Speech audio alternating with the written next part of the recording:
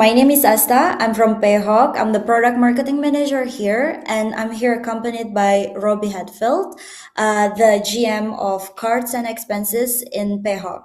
And today we're going to talk about why expense data breaks and how to keep it clean. So, Robbie, the stage is yours.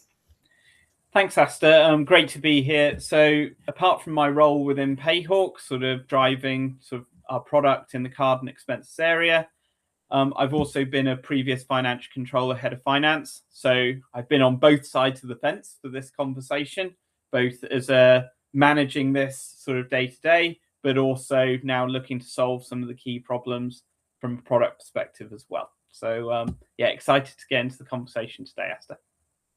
Thank you, Robbie. So, as someone who is very close to finance, like basically on a day to day, Robbie, you must know that month end chaos is kind of a nightmare that the finance team wants to avoid, right? And when we see it closely, sometimes it's not caused by the volume of the expenses to treat, but also the errors being discovered too late. So now, why do you think, for example, like receipts, coding, approvals, and these processes are still a mess in growing companies? Yeah, I think the way to look at this is we need to have a good understanding of what month end is, and I think a lot of people and organizations sort of don't really understand month end as a concept. Month end is a series of sort of processes around revenue, cost of sales, fixed assets, intercompany, board reporting. There's a huge amount of tasks here, and those can't start, all of these things, until you've got the basics sorted. And this is your key reconciliations. You've got sort of your AR reconciliation, you've got your bank reconciliation, you've got your AP reconciliation, and you've got your intercompany sort of reconciliation. The one that sort of card and expenses will naturally touch is the sort of the AP side and the bank side. But until you've actually got this working, you can't start month end. So why is this still a problem in many organizations? I think where I see the problems are engagement from employees, so that they're bought into this process, they understand the importance. There's an education issue when it comes to coding, because this is where you can get a bit of a problem with finance becoming a bottleneck if they're having to do all the coding, etc. And then it's ultimately your data rules to understand what data flows you have going into your accounting system. And one thing that I'm a big sort of believer in is if you do processes little and often, you get better compliance, you get better sort of adherence to the policies, you get actual better data. It means that you have a better opportunity almost to really seek out that continuous close sort of ambition that many finance teams have, rather than treating month end as a sort of a scramble for 5 to 10 days to try and hit a deadline. It means you can sort of be doing your month end as you go throughout the month and actually spread that work out. So yeah, I think it's an ideology thing, rather than treating things as a do everything at month end and then you have to do it very quickly. And that's where the sleepless nights are for finance teams. It's whether you can spread the workload out and then make it a lot more sustainable. Yeah, makes sense. So doing it continuously, often. So there are some cases where some companies are still relying on employees to submit and code expenses themselves. What do you think of this? And why does this practice often break at scale? With the greatest respect to end users and employees, I don't think chart of account coding is their highest priority in life. Sadly, I think they're hugely mistaken, and I think they're missing a great opportunity for fun and enjoyment, because coding is fun. Being slightly sarcastic here. I think it's important when I kind of referred to this in the last question, which is the data rules side of things. That in this day and age, there are a lot of opportunities for automation based on the category of sort of merchant category of spend, who the supplier is, and thinking about other sort of things like cost centers, departments, locations, these kinds of fields that are often very apparent in ERPs. A lot of these can be driven by the employee or the department that someone's in. And this, I think it should be a major ambition to really reduce the number of fields that someone has to fill in. And yes, it is definitely possible that all the employee has to do is actually take a picture of the receipt in this day and age. Everything else can actually be filled out by automation, whether that be AI, whether that be deterministic rules, whether that be sort of other sort of methods. But yeah, there are definitely the amount you reduce for the employee, the better life is ultimately. So what do you think causes the receipt chaos, and why does chasing never work? I think it's cultural. The culture has been driven by sort of the history of expense management to a degree. The market and employees have been educated on the concept of an expense report. And this is where put all your receipts in your wallet or in your rucksack for work. And then at the end of the month, whether it was an Excel spreadsheet or whether it's a glorified Excel spreadsheet in the software, they're basically the same. You create a culture like that. And I don't think that works, because all that creates is month-end bottlenecks. It creates payment run challenges. It creates lack of receipts capture. It creates all these problems. So what I'm trying to allude to is there's a new way of doing this, which is with sort of phone apps, with sort of reconciliation in real time.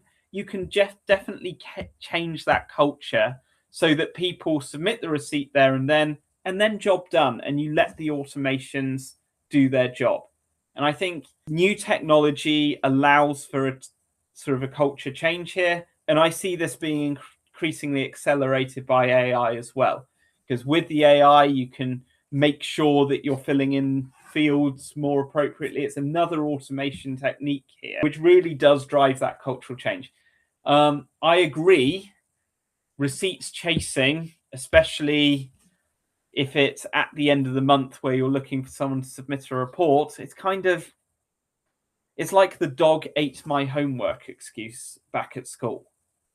I mean, you can chase for it as much as you like, but it's kind of, they've lost it already, or they're coming up with excuses rather than getting the outcome that you're seeking, which is ultimately doing this in real time. Okay, thank you, Robbie. So next, let's sorry. So what goes wrong when coding and categorization happen days or weeks after the spend? Loss of context is the key one, because it's harder to fix.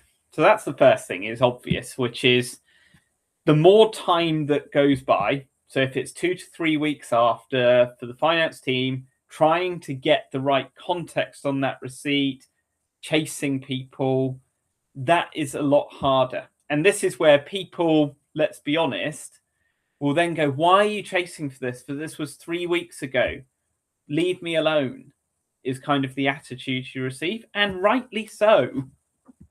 And this is why finance teams have such a bad reputation sometimes with the rest of the business, because these are the main interactions they have with the rest of the business, which then stops finance being seen as the enabling function driving value add in the organization. And it just makes them the robotic chaser, or the battle axe, or computer says no attitude, which I don't think finance people want to be seen that way.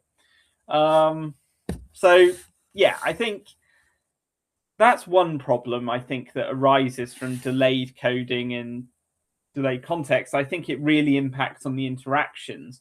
But the other thing is ultimately how you deal with volume and data cleanliness, because if you wait and then you let the volume build up to, let's say, 100 expenses need recoding or whatever, this is where you start getting into the world of just journaling the fixes in the accounting system. And at that stage, you lose the ability really to understand sort of cost reporting on a project, because there's so many finance allocations which are just aren't understandable for employees or project managers, that the usefulness of that financial information is impaired. So yeah, I'm just thinking in my past history, I did a lot of project accounting work, contract by contract, and this is where you almost need to strip out the finance adjustments at times to give project managers or the users of financial information the clear information that they can base decisions off. So those are the issues I see, apart from obviously the manual work of actually having to fix some of these things. I think I wanted to talk about the wider implications on the organization, because yeah, correcting 200 expenses, okay, it's a bit annoying, but I think it's the wider impact on finances relationships, but also on how useful financial information is. They're much more important. And once again, I go back to if you do the basics right, everything else tends to follow. I'm a big believer in that one. Very well said. Robbie, when it comes to exceptions, how this should be handled, and that finance can only touch what truly matters. Yeah, I think there's a few ways to deal with exceptions. I think you're ultimately in a world where what can you do proactively, what can you do reactively?